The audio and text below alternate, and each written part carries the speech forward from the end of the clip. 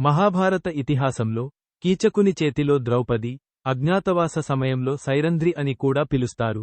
ఎదుర్కొన్న అవమానం మరియు వేధింపులకు ప్రతీకారం తీర్చుకోవడానికి భీముడు కీచకుడిని చంపాడు. రాజు విరాట్ సైన్యానికి అధిపతి అయిన కీచకుడు ద్రౌపదిపై మోజు పెంచుకున్నాడు మరియు ఆమె పట్ల అవాంఛనీయమైన అభివృద్ధి చేశాడు. ఆమె నిరాకరించినట్లయితే దుర్యోధనుడికి తమ గుర్తింపును వెల్లడిస్తానని బెదిరించాడు. ద్రౌపది సైరంధ్రి వేషంలో భీముని సహాయం కోరింది. ఇది ఘర్షణకు దారితీసింది. అక్కడ భీముడు స్త్రీ వేషంలో ఏకాంత ప్రదేశానికి కీచకుడిని ఆకర్షించి క్రూరంగా చంపాడు. ఇక్కడ మరింత వివరణాత్మక విచ్ఛిన్నం ఉంది. 1. కీచకుని క్రియలు. కీచకుడు కామముచే అంధుడైన విరాట్ రాజు ఆస్థానంలో సైరంధ్రిగా పనిచేస్తున్న ద్రౌపదిని పదే పదే వేధించి అవమానించాడు. 2. ద్రౌపది యొక్క దుస్థితి.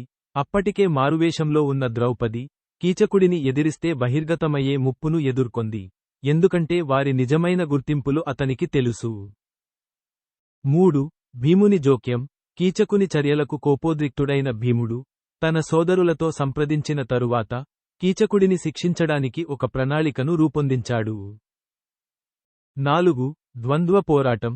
భీముడు స్త్రీ వేషంలో కీచకుడిని ఏకాంత ప్రదేశానికి రప్పించి అతనితో పోరాటంలో నిమగ్నమై చివరికి అతన్ని చంపాడు. మరియు 5. అనంతర పరిణామాలు. ఈ సంఘటన ప్రజల ఆగ్రహానికి దారితీసింది మరియు విరాట్ రాజు మొదట కీచక హంతకుడిని శిక్షించాలని కోరుకున్నాడు. అయితే పాండవులు బహిర్గతానికి భయపడి రాజ్యాన్ని విడిచిపెట్టాలని నిర్ణయించుకున్నారు.